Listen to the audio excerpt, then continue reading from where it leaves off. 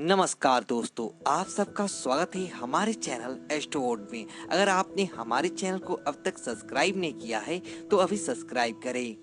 दोस्तों, पितृपक्ष चल रही हैं।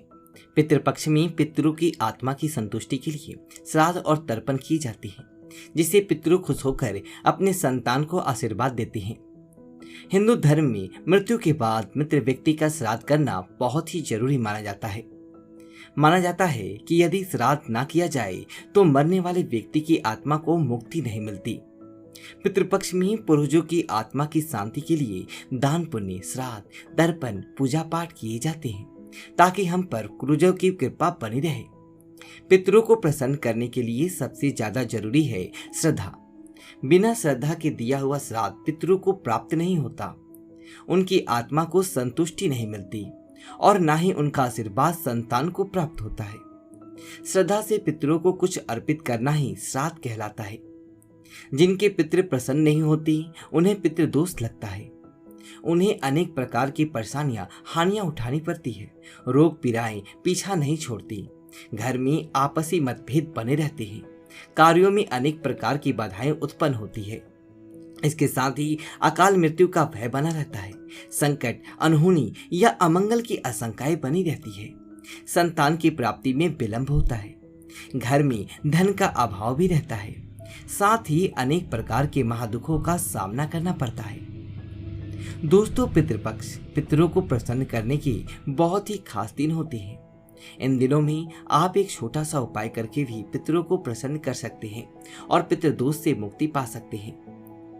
आज के इस वीडियो में हम आपको शास्त्रों में बताया गया एक छोटा सा उपाय बताने जा रहे हैं। इस उपाय को करने से निश्चित ही आपको पितृदोष से मुक्ति मिल जाएगा।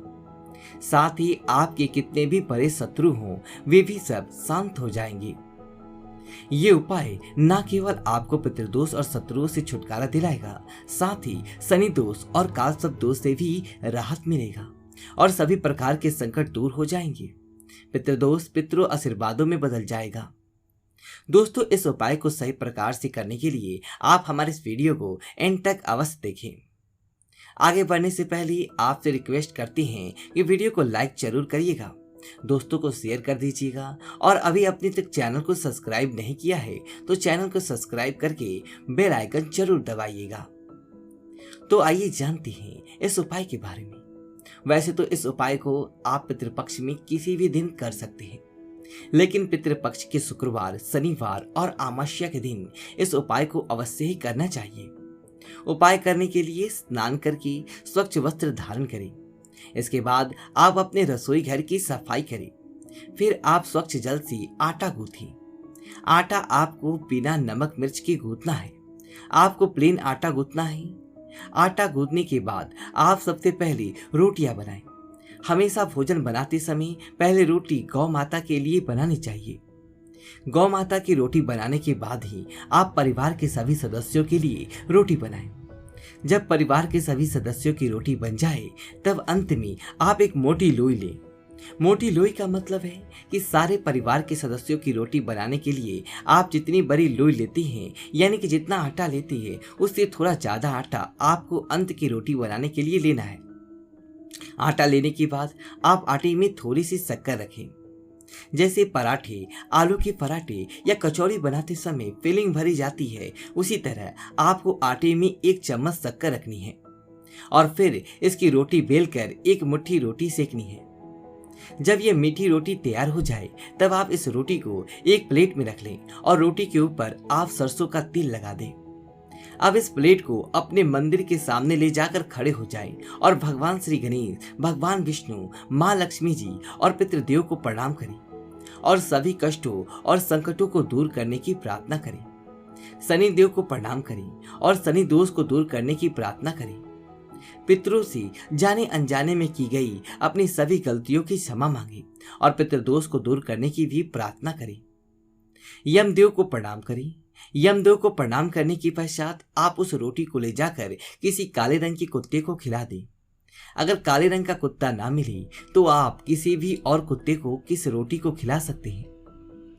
दोस्तों, शास्त्रों में बताया गया है कि श्राद्ध पक्ष के दौरान पितृ पशु पक्षियों के माध्यम से हमारे करीब आते हैं। मान्यता है कि पितरों तक भोजन पहुंचाने के लिए चींटी, कौवे, स्वांग, गाय और देव को भोजन कराया जाता है। ये भी मान्यता है कि ये पांचों पंच तत्वों के भी प्रतीक हैं। स्वांग को जल तत्व का प्रतीक माना जाता है, चींटी को अग्नि तत्व का, कौवे को वायु तत्व का, गाय को पृथ्वी तत्व का और देवताओं को आकाश का प्रतीक माना जाता है। इसलिए पितरों का श्राद्ध करते समय इन पांचों को आहार देकर पंच तत्वों के प्रतीक आभार प्रकट करते हैं। पंचबली का एक भाग स्वांग को खिलाया जाता है। दोस्तों, स्वांग को यमराज का पशु माना जाता है। माना जाता है कि यमराज के अपने दो स्वांग हैं, जिनका नाम साम और समल है। इसलिए श्राद्ध पक्ष में स्वांग को भोजन कराने में यमराज प्रसन्न हो जाते हैं। शिव पुराण में बताया गया है कि श्राद्ध पक्ष के दौरान स्वांग को भोजन देते हुए कहना चाहिए कि यमराज के मार्ग का अनुसरण करने वाले साम और समल नाम के दो स्वांग हैं। मैं उनके लिए ये भोजन का भाग्य देता हूँ, वे इस बलि को ग्रहण करें। इसे कुकुर बलि भी कहा जाता है।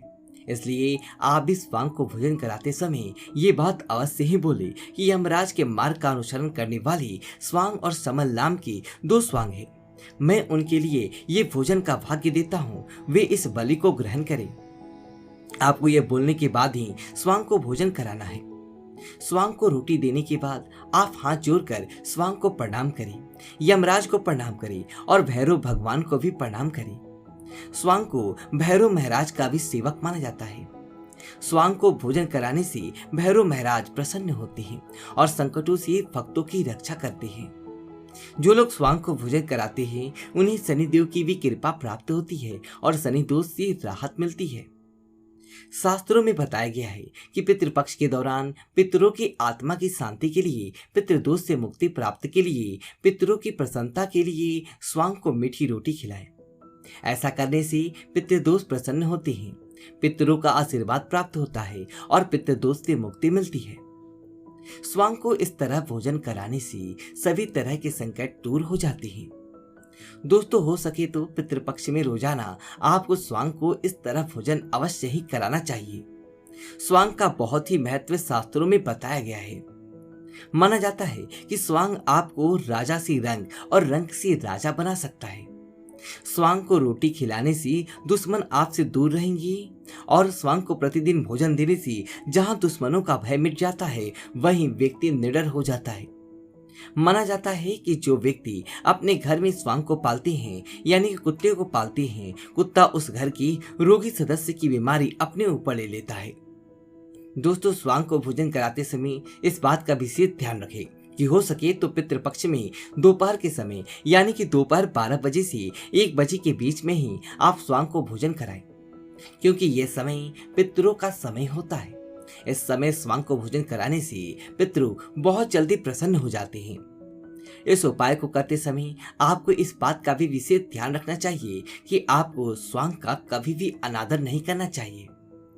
जैसे कुछ लोग होते हैं जो रास्ता चलते कुत्तों के ऊपर पत्थर फेंकते हैं, या फिर अपने घर में कुत्ते पालते तो हैं लेकिन उन्हें लात से मारते हैं।